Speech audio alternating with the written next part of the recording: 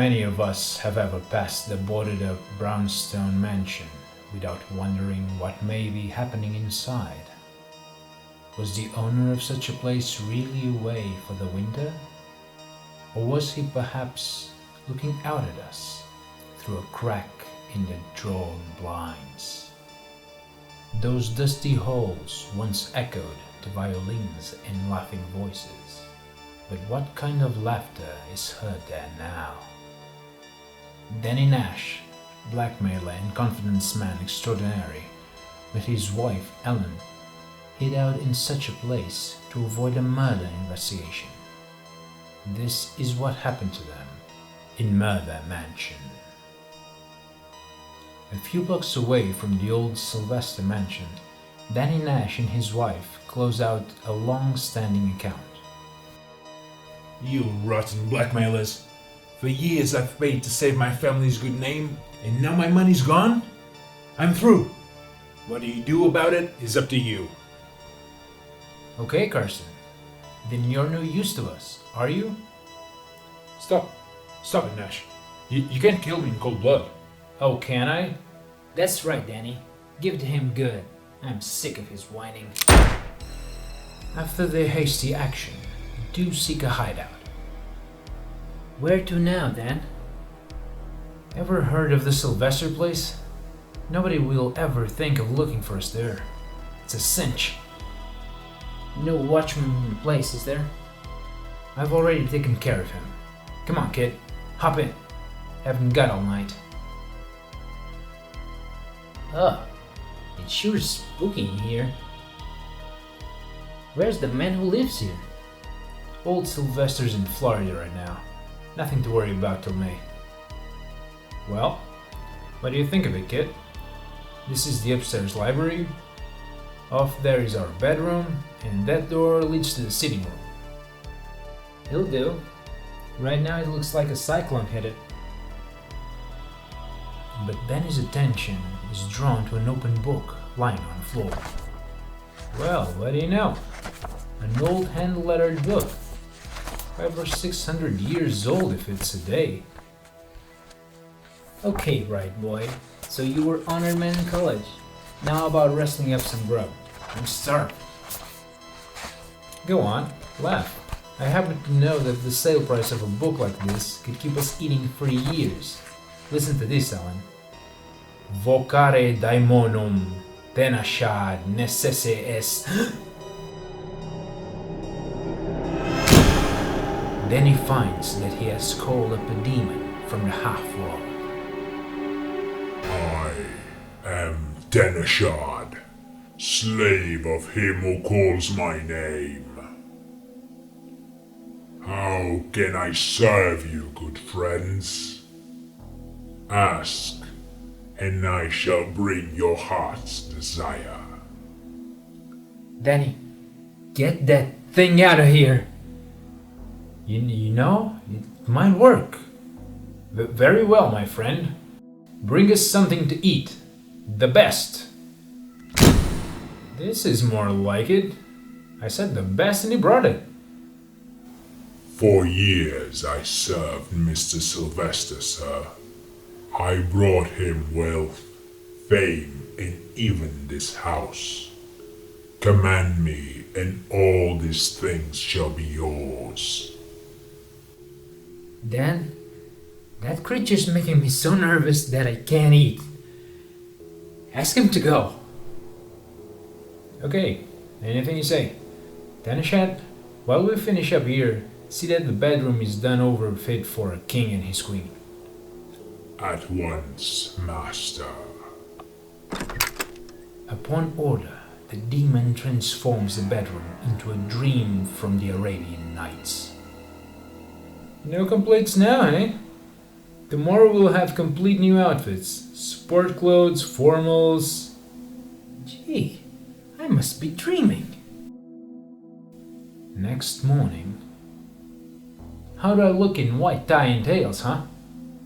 I dreamed of clothes like this, and now that I've got my hands on them, I'll never give them up. Look at Teneshad now. He's grown. is getting to be the size of a house.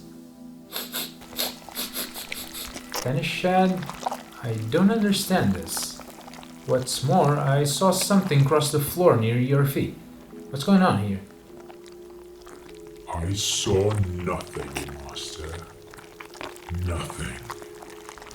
Ah! Something touched me. Oh, look! Great Scott, what's that? Oh, you mean these, Master? These are my pets. Danny Nash and his wife were a long time getting to sleep that night. But next morning... Ah! Now what? Look, in my bed. And at breakfast... Great Scott! Another one? Once Danny had revived Helen, the decision was quickly made. We're getting out of here right now. Wait till I get my new clothes. I won't leave without them. Ah! They're like rats! They're guarding all the doors and windows. We'll never get out. Look at them. Spoiling for a fight. Go back upstairs, fast! Danny and Ellen tried to come to some understanding with Teneshad. And so I order you to call off your pets and let us go free. You order me? A big fellow like me? Calm. I like you. You must stay here, with me and my pets. But at these words, Ellen's overwrought nerves give way completely. I've had enough! Do you hear? I won't stay here and you can keep me in here! Hey! What goes on in the Sylvester house? The trouble seems to be upstairs, Sergeant. But what's to be done about this mob? Solid gold dishes don't come their way every day. Look at this, solid gold! Help! Help! It's a dame, Sarge. Get me out of here! My husband's upstairs! We killed Howard Carson! Search the house, man! A thorough search disclosed nothing out of order in the entire house. Nor was there a trace of Danny or the demon. All in order on this floor, Sergeant. Okay, down here. But I tell you, officer, my husband's in that house. Let's get down to headquarters, man. I think this little girl has a lot to tell us. After the police leave, Teneshad and Danny return to the library from the half-world. Ah! What a place! What demons! Why, Danny? How can you talk like that about my home? At least Ellen is safe in the hands of the police. There must be some way out for me. How about cutting the cards for High Man?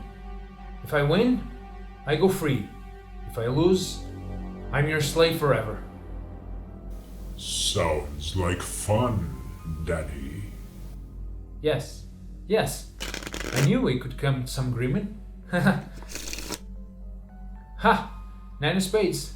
Not high enough, I'm afraid. There, that makes me High Man. At last, I'm free. Come, Mr. Nash. You're not playing fair with me. I think you're carrying other cards about you. Perhaps in your clothes? Then why don't you search me? But you know I could never carry that many cards about me. You produced those cards by magic. Of course, Mr. Nash. Come along, Danny. I want you to meet Mr. Sylvester, the owner of this house. And so Danny's led away, a captive of the demon he had called up. This is a sub-cellar that very few people know about, Danny. Utterly soundproof, too. Say hello to Danny, Mr. S. Make an end, Teneshad, and let me die. I beg you. What are those dark shadows moving on Mr. Sylvester's body? I can't see very well. Sorry, Danny. We must have more light. Those are forms. They were your pets? Of course. The poor little ones were hungry, and we disturbed them. And then Danny Nash screams and screams, forgetting perhaps that the cellar is soundproof, just as Teneshad said it was.